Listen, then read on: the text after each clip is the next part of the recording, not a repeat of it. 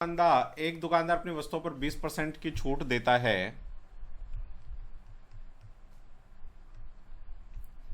फिर भी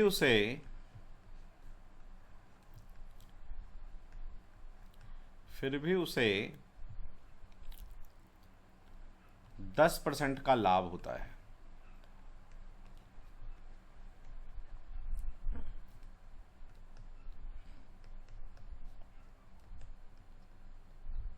फिर भी उसे 10% का लाभ होता है। यदि वस्तु का अंकित मूल्य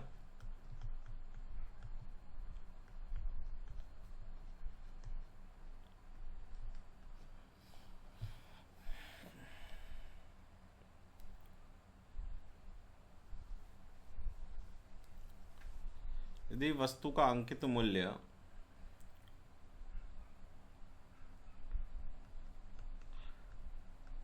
550 रुपये हो तो वस्तु का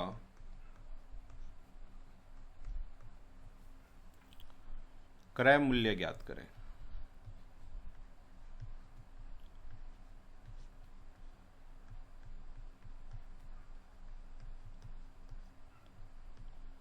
लिख लीजिए, करके दिखाइए इसको।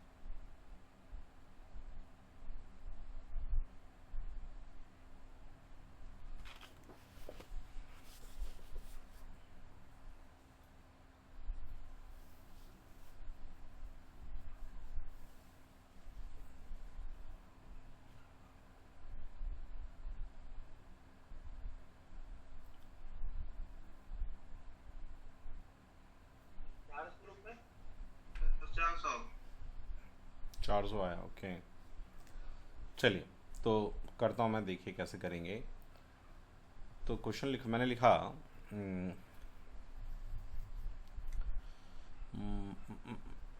सॉल्यूशन। तो सबसे पहले हम लोग अपना लिख लेते हैं क्रय मूल्य, विक्रय मूल्य और अंकित मूल्य। तो हमेशा छूट जो होता है वो अंकित मूल्य पर दिया जाता है।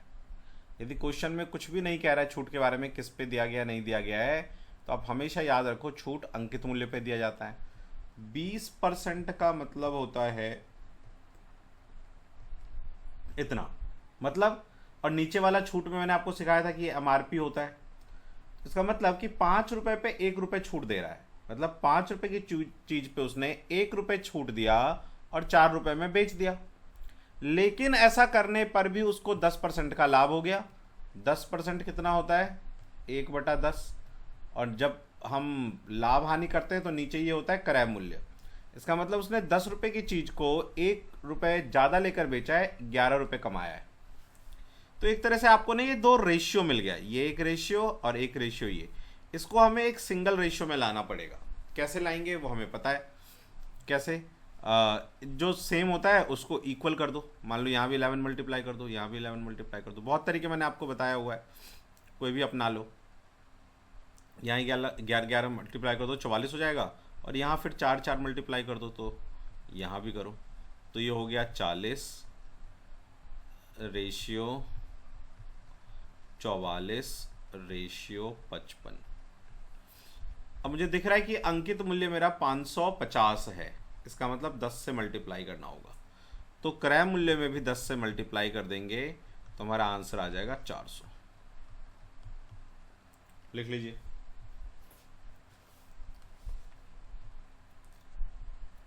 जिनका नहीं आया लिख लो, और किसी को अभी भी नहीं आ रहा तो मुझे बताओ।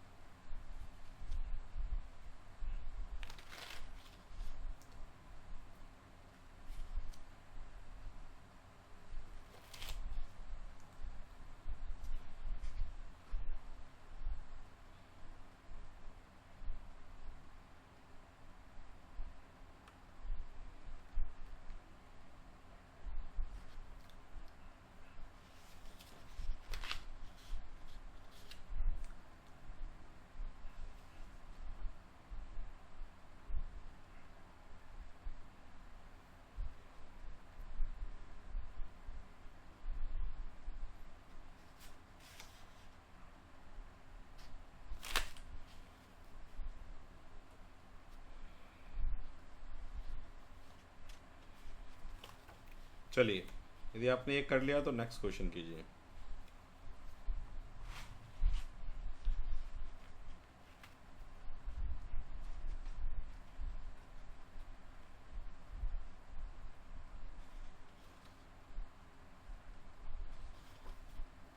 नेक्स्ट क्वेश्चन लिखिए।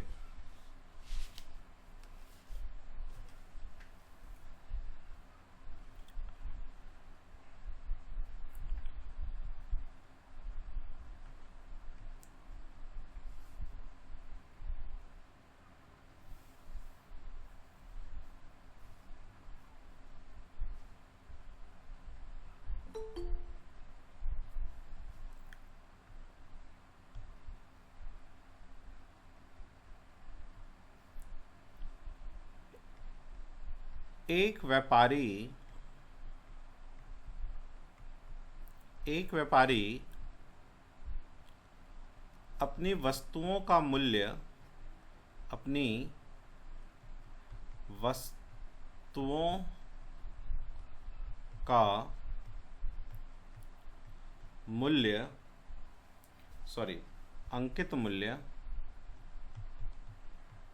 अंकित मूल्य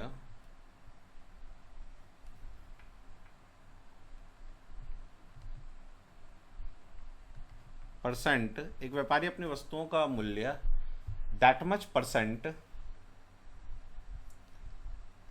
अधिक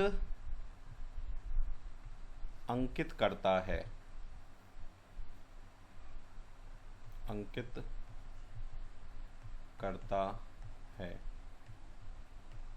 यदि वस्तु का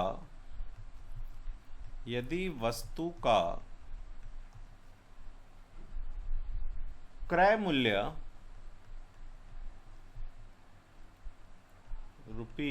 ₹300 हो तो अंकित मूल्य कितना होगा?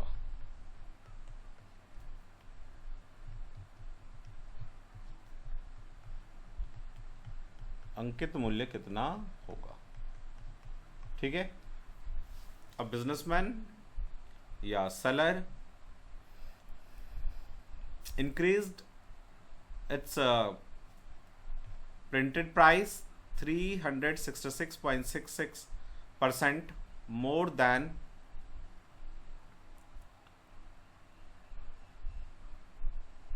its cost price.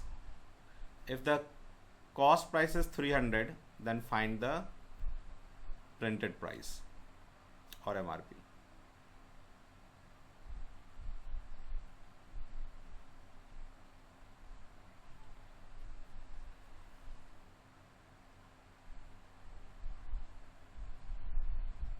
करिए। जो मोस्ट फंसेंगे क्वेश्चन में वो यहाँ फंस जाएंगे, है ना, यही दिक्कत आ रही है ना। इसको फ्रैक्शन में चेंज करने के लिए इसको बट्टे में कैसे चेंज करें, इसको बट्टे में चेंज करना ही टफ है। तो क्या करेंगे हम, देखो थोड़ा दिमाग लगाएंगे। क्या दिमाग लगाएंगे, 366.66% जो है इसको फ्रैक्शन में कैसे लाओगे। फिर तो करना आसान हो जाएगा भाई, हमारा क्रय मूल्य जितना क्रय मूल्य होगा उसका इतना परसेंट अधिक है तो ऐड कर देंगे इतना परसेंट, तो हमारा अंकित मूल्य आ जाएगा। और क्रय मूल्य मुझे पता है 300 है। तो पहले लेकिन इसका बट्टा निकालना है, फ्रैक्शन में चेंज करना है। देखो कैसे करेंगे।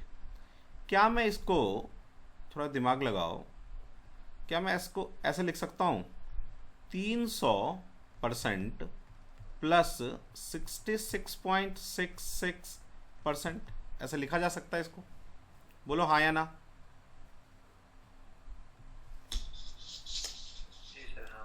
ठीक है, 300% का जब आप परसेंटेज ओपन करोगे तो 300 नीचे बटे 100, तो ये 3 आ जाएगा। और 66.66% ये कितना होता है, तो आप देखो मैंने आपको जब परसेंटेज का क्लास करवाया था तो एक लिखवाया था 66 2/3%, जो कि होता है 2/3 फ्रैक्शन में। ठीक है, 66 2/3 जो है परसेंट वो 2/3 होता है। और इसी को 66 को 2/3 को जब आप डिवाइड करोगे ना तो ये आएगा 6 6 6। देखो 3 6 जा 18, 3 6 जा 18, 3 6 18, 3 6 18 आता जाएगा। तो एक्चुअल में ये इक्वल टू ये है और ये इक्वल टू ये है। 2/3 को आप भाग करो ना, 2/3 को जब भाग करोगे, इस 2/3 को पॉइंट में कन्वर्ट करने के लिए, तो 0.3 6 18 है, फिर से 3 6 18 आता जाएगा ऐसा। ठीक है, तो ये आपका कितना आ गया 2/3। ये जो है ये एक्चुअल में कितना, फ्रैक्शन में कितना आएगा 66 2/3%। तो इसका अपॉन बट्टा कितना आ जाएगा जब परसेंटेज हटाओगे 2/3, तो आपका बन गया ये 3 + 2/3। तो ये कितना आ जाएगा 3 3 9 10 11, 11/3 आ जाएगा। इसका मतलब ये जो फ्रैक्शन आएगा इसका वो 11/3 आएगा जब आप परसेंटेज हटा दोगे। ये बात सबको समझ में आई क्या?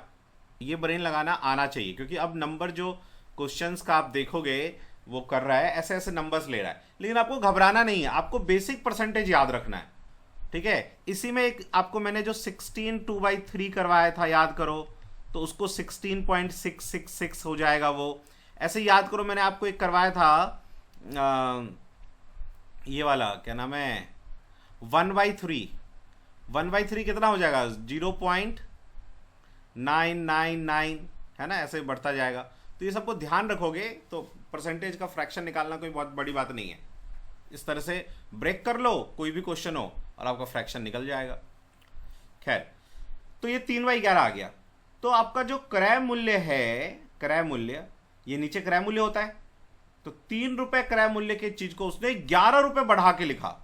इसका मतलब अंकित मूल्य कितना लिख दिया उसने, 14 रुपीज। क्या ये बात समझ में आई? उसने अपने अंकित मूल्य को कितना किया है, इतना परसेंट अधिक किया है। तो यदि उसका 3 रुपए कॉस्ट प्राइस है तो 11 रुपए अधिक मूल्य उसने अंकित किया, यानी 14 रुपए अंकित किया। अब आपका जो ये प्राइस है वो 300 है, यानी 100 से मल्टीप्लाई कर दो, तो यहां भी 100 से मल्टीप्लाई कर दो, तो आपका अंकित मूल्य आ जाएगा 1400 रुपए। क्लियर हुआ क्या? ये मेन इस क्वेश्चन में था, ये इस परसेंटेज को सॉल्व करना। कर लीजिए, है ना। बेसिक परसेंटेज का जो है ना वो ध्यान रखो। जैसे इसी में जब ये क्वेश्चन आया था उसी में एक, आप लोगों का तो इस तरह का परसेंटेज अभी तक नहीं आया है, ये सीजीएल वगैरह में आया हुआ है। ठीक है, मान लो अब आप लोग को भी दे दे ऐसा परसेंटेज। जैसे इसी क्वेश्चन में एक क्वेश्चन था और ऐसे ही कि एक वस्तु है, ठीक है, जिसको 387.5%, ठीक है, 387.5% प्रॉफिट पे बेचा गया है, प्रॉफिट पर बेचा गया। ठीक है, एक वस्तु को 387.5% प्रॉफिट पे बेचा गया। ठीक है, यदि उसका क्रय मूल्य, मैंने शॉर्ट में लिख दिया है, यदि उसका क्रय मूल्य जो है, क्वेश्चन था, यदि उसका क्रय मूल्य 1600 रुपये है तो उसका विक्रय मूल्य बताओ क्या होगा। कॉस्ट प्राइस यदि ये है तो सेलिंग प्राइस क्या होगा। करो तो ये क्वेश्चन। एक वस्तु का प्रॉफिट इतने % प्रॉफिट पे बेचा गया है, यदि वस्तु का कॉस्ट प्राइस 1600 है तो सेलिंग प्राइस क्या होगा, विक्रय मूल्य क्या होगा। अब मेन आपको दिमाग लगाना है इस फ्रैक्शन को तोड़ने में।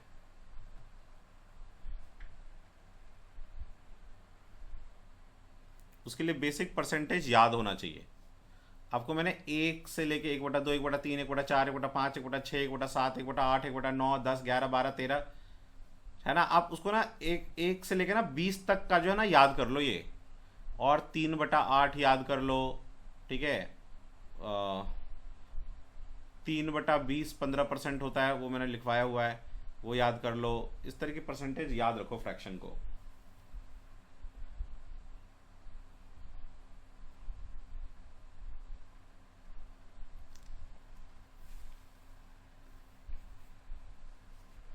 यदि किसी ने नहीं लिखा है तो मैं एक बार और लिखवा सकता हूँ परसेंटेज बेसिक का।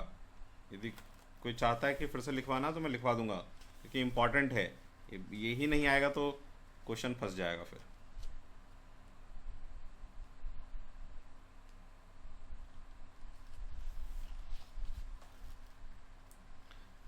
चलिए मैं ग्रुप में लिख के डाल दूंगा।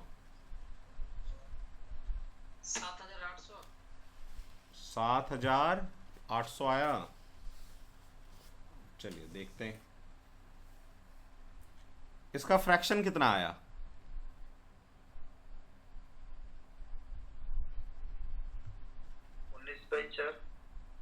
19/4 आया। 7/8 आया। 7/8 आया आप कह रहे हो। ये तो ऐसे देखने में गलत लग रहा है, क्योंकि ये 100 से ज़्यादा है। 100 से ज़्यादा है तो इसका मतलब ऊपर ज़्यादा वैल्यू आएगा, नीचे कम वैल्यू आएगा। देखो 387.5% है। ठीक है, ब्रेक करो इसको। 300 एकदम इजी में ब्रेक कर लो, फिर ब्रेक कर लो 80, इसका निकालना इजी है, और फिर 7.5%। 300 का कितना होगा, नीचे वाला परसेंटेज हटाओगे तो नीचे 100 लगाओगे तो 3। इसका कितना होगा बताओ, 80 का, तो नीचे 100 लगाओगे तो 0 0 कट जाएगा। ठीक है, और 2 चौके 8 और 2 पंचे 10, 4/5 आ जाएगा, प्लस 7.5 का देखो नीचे 100 आएगा, जैसे 7.5 है ऐसे, तो ये पॉइंट हटाओगे तो इसमें 25 3 75, 25 चौके 100 और 0, 3/40 आएगा। एलसीएम लो, तो एलसीएम ले लोगे तो 40 आ जाएगा एलसीएम आपका। 3 के टेबल में 40 यहाँ नहीं कुछ है तो 1, तो 4 × 12 120, प्लस 5 8 40, 8 चौके 32, प्लस 1 तो 3, तो ये कितना आ गया, ये आ गया 3 2 5। ठीक है, और 3 2 5 और 1/40, काटो इसको। 5 3 15, 5 एकम 5 और 5 8 40, 31/8 आएगा भाई ये। ठीक है, अब जब ये आ गया तो अब क्वेश्चन इजी। ठीक है, क्या क्वेश्चन इजी कैसे भाई, आपका जो बेसिक अब रूल है वो लगा दो। आपका ये क्रय मूल्य सीपी और ये आपका विक्रय मूल्य एसपी, है ना। तो नीचे आपका क्या होता है, ये सीपी क्रय मूल्य, यानी 8 रुपए की चीज पे उसने 31 रुपए का प्रॉफिट लिया है, तो कितने में बेचा होगा, 39 रुपीज में बेचा होगा। अब कह रहा है जो क्रय मूल्य है वो 8 रुपए नहीं 1600 रुपए है, तो 200 से मल्टीप्लाई किया होगा। आप भी यहां 200 से मल्टीप्लाई करो, तो 9 दूनी 18, 3 दूनी 6, 1 7 और 00, ये आ गया आपका विक्रय मूल्य। बोलिए इसमें किसी को कोई प्रॉब्लम, कोई समस्या, या फिर से समझाऊं? यही सर मेरा भी है। तो बिल्कुल ठीक है, 7800 आया तो ये बिल्कुल मैं ठीक है। तीन में नहीं किया था, 7 बत्ते 8 ही आया था सर, 87.5 का। इतना आंसर आ रहा है? यहाँ तो इसमें 78 से आएगा, मैं डायरेक्ट काटा था ठीक है, 875/1000। ठीक है फिर। हाँ बोलिए, क्या कह रहे थे? एक और कुछ कह रहे थे आप लोग, कोई और? सर इसको 300 अलग करके 87.5 को अलग कराइए तो। कैसे? 80 और 7.5 को अलग ना करके 87.5 को अलग कराइए एक साथ।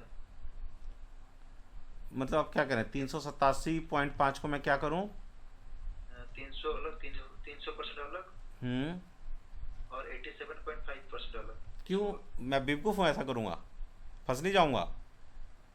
यही तो चालाकी है, यही तो। हो रहा है वैसे। आप यदि ऐसे करोगे तो भाई मैं कैलकुलेशन को टफ क्यों बनाऊंगा?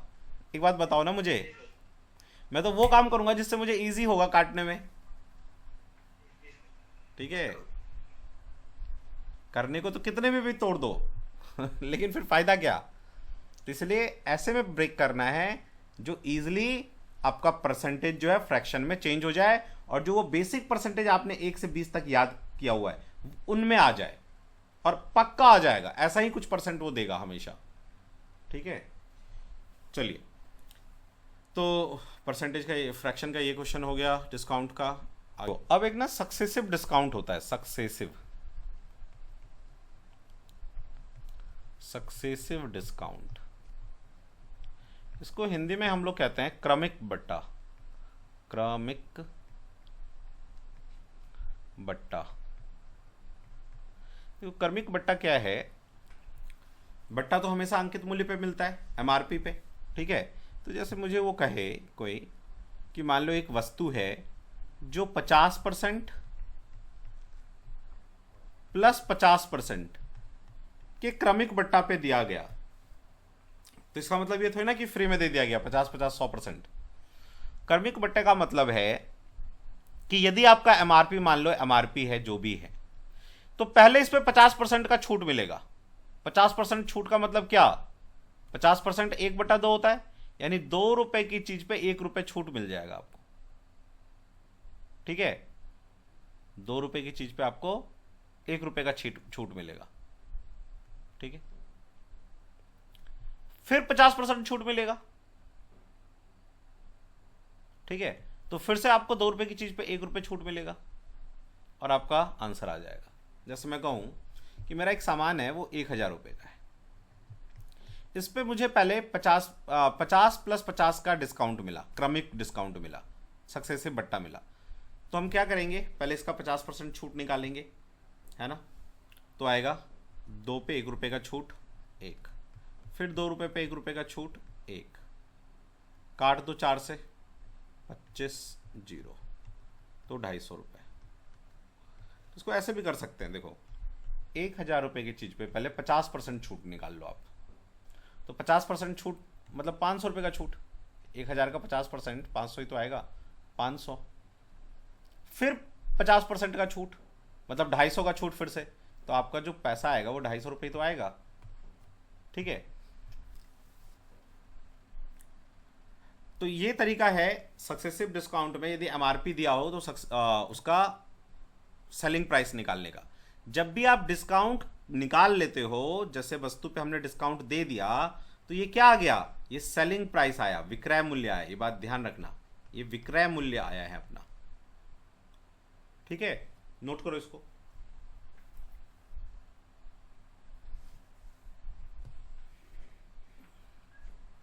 सक्सेसिव में क्या डिस्काउंट सेम परसेंटेज होगा या 50 के बाद 30 भी होगा, 40 भी हो सकता है? नहीं, अलग भी हो सकता है, तो मैंने एक क्वेश्चन लिया है, कुछ भी हो सकता है। अभी करेंगे ऐसे question, don't worry. Question number 4 था ये, तो हिंदी में लिखिए, एक घड़ी अरे क्या हो रहा है? एक घड़ी की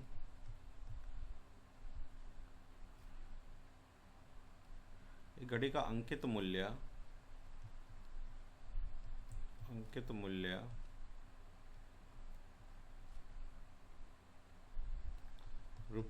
₹1000 है।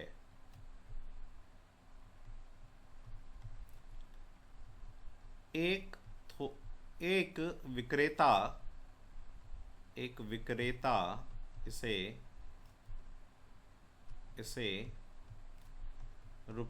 ₹810 में 2 क्रमिक बट्टा के बाद खरीदता है। 2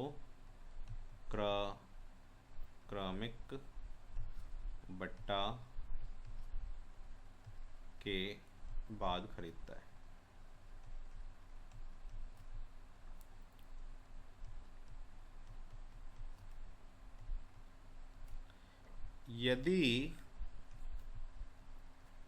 यदि 1 बट्टा 10% का हो तो दूसरा कितने % का होगा? दूसरा कितने % का होगा? ठीक है, करिए सॉल्व इसको। देखो इस क्वेश्चन को कैसे करेंगे। हमें इसने कहा है the mark price of A watch, यानी हमें एमआरपी दे दिया इसने। ठीक है भाई, एमआरपी 1000 रुपये दे दिया, और जब एमआरपी पे डिस्काउंट देंगे तो हमारा क्या आएगा? विक्रय मूल्य, सेलिंग प्राइस, विक्रय मूल्य। ठीक है, तो पहला डिस्काउंट कितने का दिया उसने? 10% का। तो मैं अच्छा, विक्रय मूल्य कितना आया? 810 रुपये, ये बोल रखा है इसने। तो पहला डिस्काउंट इसने दिया 10% का। 10% यानी 1/10। तो 1/10 का मतलब क्या? 10 रुपये की चीज पे 1 का डिस्काउंट देगा, यानी 10 की चीज 9 रुपये में बेच देगा। तो कितना आ गया देखो, 900 रुपये। अब दूसरा डिस्काउंट कितने का है मुझे नहीं पता, लेकिन मुझे ये पता है 900 रुपये की चीज को इसने इतने रुपए में दिया। अब एक डिस्काउंट के बाद तो कितना रुपए का डिस्काउंट है? 90 रुपये का। माइनस करो 810, 90 रुपये का डिस्काउंट है। तो 900 रुपये आप जब परसेंटेज निकालते हो डिस्काउंट का तो नीचे क्या लिखते हो? हमेशा एमआरपी। तो 900 रुपये है एमआरपी और उस पर 90 रुपये का डिस्काउंट है। काट पीट मचाओ, 1/10। 1/10 कितना %? 10%। इसका मतलब दूसरा जो डिस्काउंट है वो भी 10% का है। लेकिन इसका मतलब ये मत समझना कि हमेशा पहला 10 है तो दूसरा भी 10 ही रहेगा, जरूरी नहीं है। वो इस क्वेश्चन में ऐसा आया है, अलग अलग भी हो सकता है। कॉपी कर लीजिए। चलिए अब देखो, जो क्रमिक बट्टा है, जैसे जो आपने अभी क्रमिक बट्टा देखा, मान लो हमें क्रमिक बट्टा एक दे दे X%, दूसरा दे दे Y%। ठीक है, तीसरा भी दे सकता है Z%, मान लो, उससे कोई दिक्कत नहीं है। एट अ टाइम 2 लेंगे हम लोग।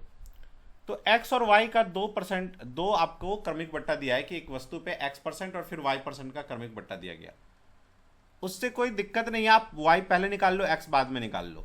जैसे मैं आपसे एक बात बताओ, यदि मैं आपसे ये कहूँ कि एक वस्तु है जिस पे पहले 10% छूट दिया गया, मतलब 10 और 20% का क्रमिक बट्टा दिया गया, और सामान 100 रुपये का है, तो पहले मैं 10% छूट निकालूँ या पहले 20% निकालूँ, उससे कोई दिक्कत नहीं है, दोनों में सेम आएगा। जैसे देखो 100 पे पहले 10% का मैं छूट दे रहा हूँ, तो 100 की चीज़ 9 रुपये में बेच 10 पे 1 रुपये का छूट 9 रुपये में बेचूंगा तो 90 रुपये आएगा। फिर 90 पे 20% का छूट, यानी 5 रुपये की चीज़ पे 1 रुपये का छूट 4 रुपये में बेचूंगा। 5 से काटूंगा, 5 एकम 5 और 4, 5 8 40, 72। लेकिन यदि इसी को उल्टा करूं, पहले मैं 20% का छूट दूं तो 20 चौके 80, फिर 10% का छूट दूं, यानी 10 रुपये की चीज़ 9 रुपये में, तो भी 72 ही आएगा। ये ध्यान रखना, ठीक है, इससे कोई फर्क नहीं पड़ता। तो मैं इन X% और Y% जो 2 क्रमिक बट्टा दिया गया है, मैं चाहता हूं इसके जगह पे एक समतुल्य बट्टा, इक्विवेलेंट फ्रैक्शन निकालूं कोई, जो इन दोनों के बराबर हो लेकिन एक हो। तो समतुल्य बट्टा कहते हैं उसको, समतुल्य बट्टा। समतुल्य बट्टा, या इसी को इंग्लिश में कहते हैं इक्विवेलेंट डिस्काउंट, इक्विवेलेंट डिस्काउंट। ठीक है, तो कैसे निकालेंगे देखो, x plus y minus x y upon 100 और ये आएगा परसेंट में। ठीक है, जैसे फॉर एग्जाम्पल इसी को हम ले लेते हैं। ठीक है, तो 10% और 20% का इक्विवेलेंट बट्टा कितना आएगा, तो 10 प्लस 20 माइनस 10 गुने 20 बटे 100%, तो 2 जीरो से 2 जीरो आप काट दो, तो 30 माइनस 2 28% का डिस्काउंट। ठीक है, तो 100 रुपये पे मैं सीधा 28% डिस्काउंट यदि निकाल लूँ कि 100 रुपये की चीज़ पे 28% क्या आएगा, 28/100। ठीक है, तो 100 पे 28 की छूट दूंगा तो कितना रुपये का छूट दे, तो कितना आएगा, 10 में से 8 गया तो 2 और 9 में से 2 गया तो 7, 72। 100 कट गया तो भी देखो 72 रुपये ही आया। ठीक है, तो आप यदि क्वेश्चन में 2 बट्टा दिया है और उसका आप समतुल्य बट्टा निकाल लो और सीधा ये निकाल लो तो भी आपका आंसर उतना ही आएगा। लेकिन जो अभी हमने क्वेश्चन किया यहाँ पे, ये देखो ये वाला, इस तरह का क्वेश्चन जो अभी ये वाला क्वेश्चन किया था। ठीक है, तो इस तरह वाले क्वेश्चन में ना आप जैसे मैंने यहाँ पे सिखाया वैसे करना, ये समतुल्य बट्टा मत निकालने लग जाना, वो आपके क्वेश्चन को क्योंकि परसेंटेज ऐसा आएगा फिर टफ बना देगा। तो जब भी आपको वो दिया हुआ है अंकित मूल्य और फिर वो दिया हुआ है क्या कहते हैं क्रमिक बट्टा, तो आप क्रमिक बट्टा अलग अलग करके निकाल के करो, समतुल्य बट्टा आप मत निकालना। क्यों, क्योंकि पहले आप ये निकालोगे फिर उसका एक परसेंटेज आएगा, फिर उसमें लगाओगे वो वहाँ पे MRP पे, तो आपका टाइम भी जाएगा और हो सकता है परसेंटेज ऐसा आ जाए कि आप फंस जाओ। तो पहले ये लिख लो समतुल्य बट्टा और फिर एक एग्जाम्पल के तौर पे मुझे करके दिखाइए कि एक वस्तु पे 30%, 10% और 20% 3 क्रमिक बट्टा दिया गया, तो इसका समतुल्य बट्टा कितना आएगा, ये क्वेश्चन करके दिखाइए।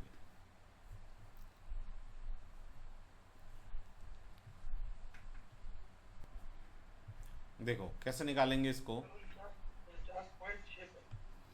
पहले ये दोनों का निकाल लीजिए, तो 30 प्लस 10 माइनस 30 गुने 10 बटे 100। ठीक है, ये हटाओ, तो 40 में से 3 गया, 47% आया। अब इस 47% और इस 20% का निकाल लो, तो क्या आएगा आपका 47 प्लस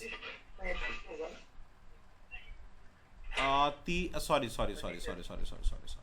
30 10 40, 40 में से 3 गया तो 37, तो 37 और 20 का निकाल लो, 37 प्लस 20 माइनस 37 इंटू 20 बटे 100।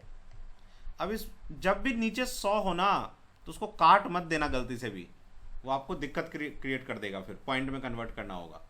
100 से काटना तो इजी है, 0 0 हार्ट काट दो और बाकी 0 को रहने दो, तो 37 और 20 57 ये हो गया, माइनस 37 दूनी 74 और एक नीचे 0 है तो पॉइंट लगाना इजी हो जाएगा। ठीक है, तो कितना हो जाएगा, ये हो जाएगा 0.6 और 16 में से 7 गया 9 4%।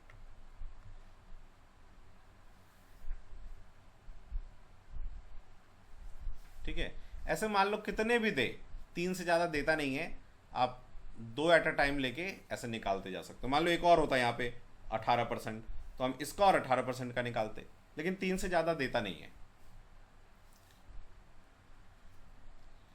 अब इस पे ना एक क्वेश्चन आता है, पहले उस चीज़ को आपको यहाँ से कंसेप्ट समझना पड़ेगा, पहले आप कर लो इसको।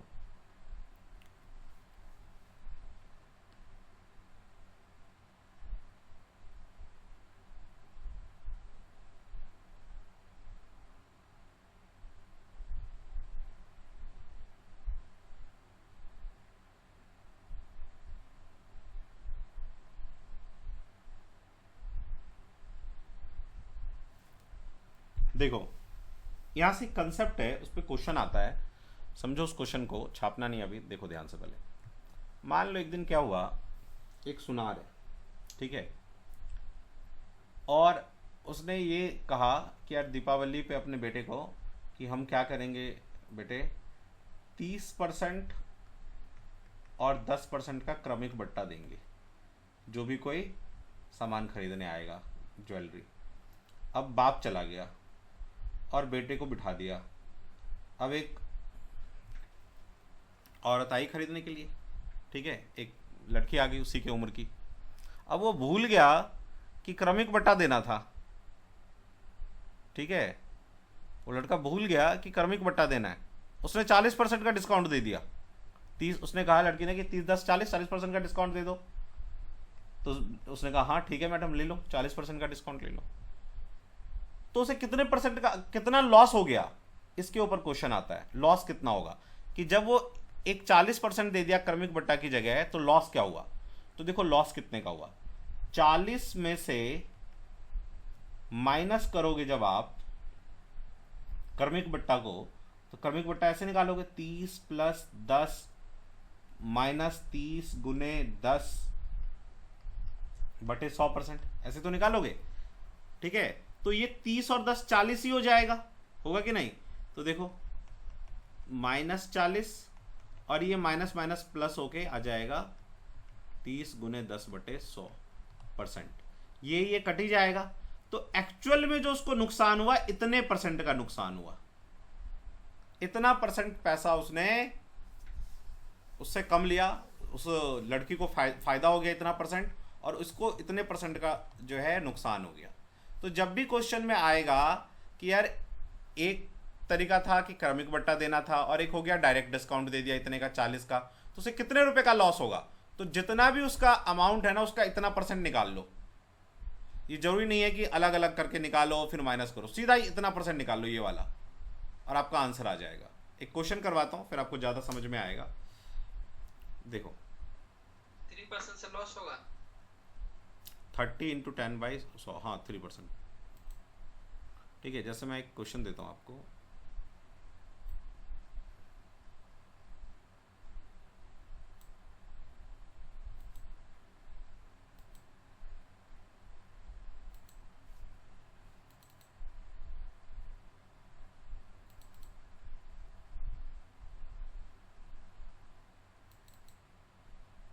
यार आजा भाई, हिंदी में मैं लिख देता हूं इस क्वेश्चन को। लिखिए,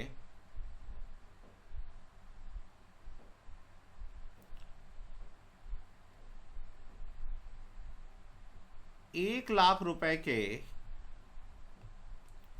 एक बिल पर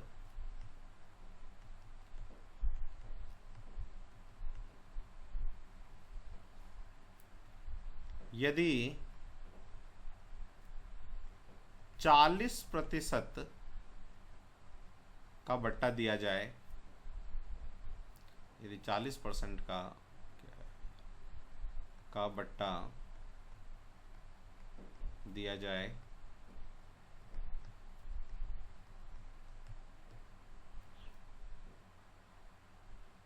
या 36% और 4% का क्रमिक बट्टा दिया जाए,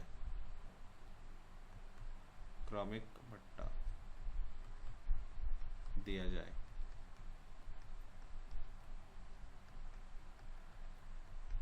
तो कितने रुपए का अंतर होगा। तो कितने रुपए का अंतर आएगा, या दोनों में अंतर कितने रुपए का होगा।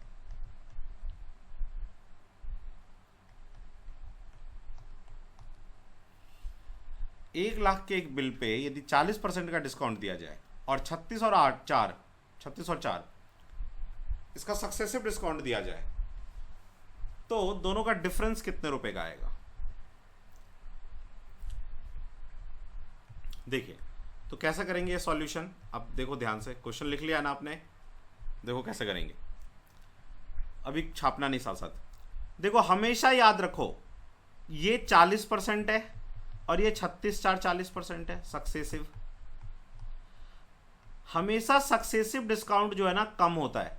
ये 36 4 40 है ना, तो 40 से एक्चुअल में ये कम होगा, क्योंकि वो माइनस घटेगा 36 + 4 माइनस 36 × 4/100, तो ये हमेशा कम होगा और डायरेक्ट डिस्काउंट हमेशा ज़्यादा होगा।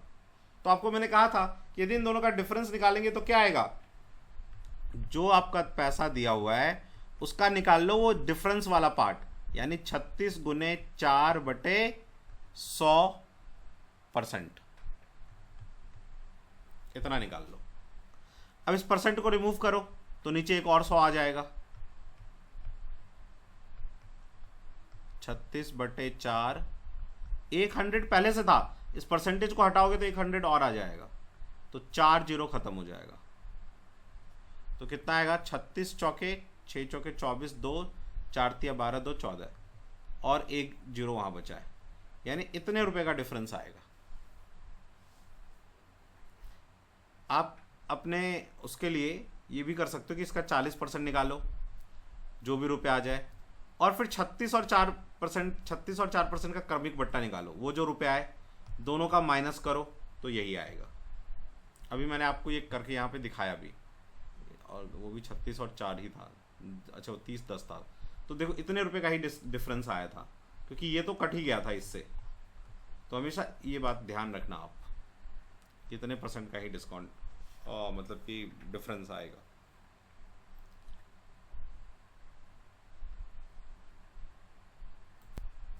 ठीक है, एक व्यक्ति 15% की छूट के बाद एक स्कूटर को 17,000 में खरीदता है।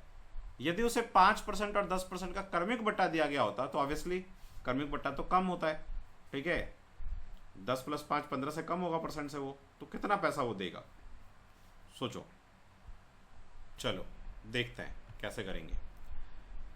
तो जब उसने 15% की छूट पे खरीदा है 17,000 रुपये में, इसका मतलब क्या, 15% छूट का क्या मतलब होता है, 15% होता है आपको 3/20 आपका। इसका मतलब ये क्या होगा, MRP, तो ये हो गया MRP और ये सेलिंग प्राइस। तो इसका मतलब 20 रुपये की चीज़ में उसे 3 रुपये का डिस्काउंट मिला, यदि 15% का डिस्काउंट मिला तो उसने 17 रुपये में खरीदा। लेकिन आपका क्वेश्चन कहता है नहीं 17 नहीं 1700 होना चाहिए, ये 17,000 होना चाहिए, सॉरी, तो 1,000 से गुना कर दो, तो यहाँ भी 1,000 से गुना कर दो, तो उसका MRP आ जाएगा 20,000। MRP निकल गया, मेन था यही निकालना, MRP निकल जाए, तो MRP निकल गया, आप कोई भी डिस्काउंट निकाल लो। तो अब कहता है 5% और 10% का क्रमिक बट्टा दिया गया, ठीक है, तो 5% और 10% का यदि आप क्रमिक बट्टा दोगे तो 5% 1/20, यानी 20 रुपये की चीज़ पे एक छूट करके वो 19 देगा, फिर 10% का छूट, यानी 10 रुपये की चीज़ पे एक छूट 9 रुपये में बेचेगा, काट दो, ये कट गया, तो यहाँ आया 100, 19 निम 171, 171 पे 100, 171 पे 100। तो इसका मतलब यदि उसने इसको खरीदा होता क्रमिक बट्टा पे तो उसको 17,100 देना पड़ता।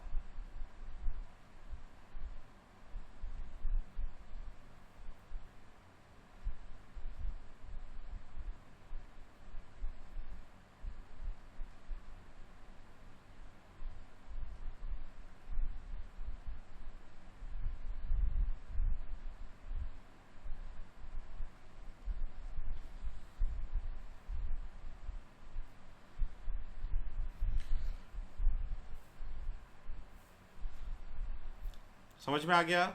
कोई जिसको समझ में नहीं आया हो? क्लियर है। क्लियर है, ठीक है। तो अब इसी तरह का डिस्काउंट का आप क्वेश्चन करो, इससे बाहर क्वेश्चन नहीं आता है अपने लेवल पे, अपने एग्जाम में, इससे ज़्यादा टफ लेवल पे हमें जाने की जरूरत नहीं है, ठीक है। यदि कोई क्वेश्चन इधर उधर मिलेगा तो उसको अपन डिस्कस करेंगे, टेस्ट वगैरह में इधर उधर कहीं भी क्वेश्चन ऐसा मिला कोई टफ सा तो उसको डिस्कस करेंगे। अदरवाइज इस लेवल से टफ अपने एग्जाम में आता नहीं है, तो उससे ज़्यादा जाने की ज़रूरत भी नहीं है, क्योंकि उतना टाइम नहीं अपने हम लोगों के पास पढ़ने के लिए, है ना। तो इस लेवल तक की तैयारी करो, और जो आपका पेन ड्राइव है उसमें जो पेपर्स हैं उनको करना स्टार्ट कर दो आप, क्योंकि एग्ज़ाम कभी भी अब निकल सकता है, ठीक है। तो इसलिए अपना टेस्ट उसमें से रोज़ हर संडे को एक टेस्ट ज़रूर करो, ठीक है। हर संडे को आप 3 घंटे लगाओ और एक टेस्ट ज़रूर करो, ठीक है। चाहे प्रीवियस ईयर वाला पेपर करो, चाहे जो टेस्ट पेपर्स हैं वो वाला करो, लेकिन एक टेस्ट ज़रूर करो, ठीक है। और यदि आपने अभी तक कोर्स कंप्लीट नहीं किया है पेन ड्राइव से, तो जल्दी जल्दी उसको पढ़ो, जल्दी जल्दी सारा ख़त्म करो। नेक्स्ट क्लास में हम लोग स्टार्ट करेंगे आपका कर लेते हैं कंपाउंड इंटरेस्ट और सिंपल इंटरेस्ट कर लेंगे।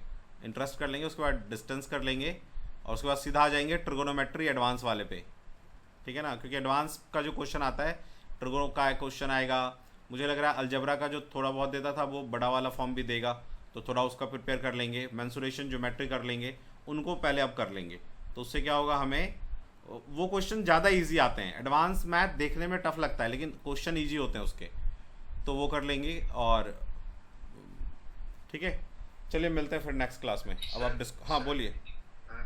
आगे पैसेज करने के लिए पैसेज जो है ना टाइप करवाना पड़ेगा, ठीक है। नेक्स्ट क्लास में पैसेज करवा दूंगा, उसको ऐसे बोर्ड पे वो करवाना पड़ेगा ना, पहले तो पैसेज लिखवाना पड़ेगा, है ना। तो नेक्स्ट क्लास में हम लोग पैसेज रख लेंगे। इंग्लिश की क्लास जो है नेक्स्ट, उसमें पैसेज कर लेंगे, ठीक है।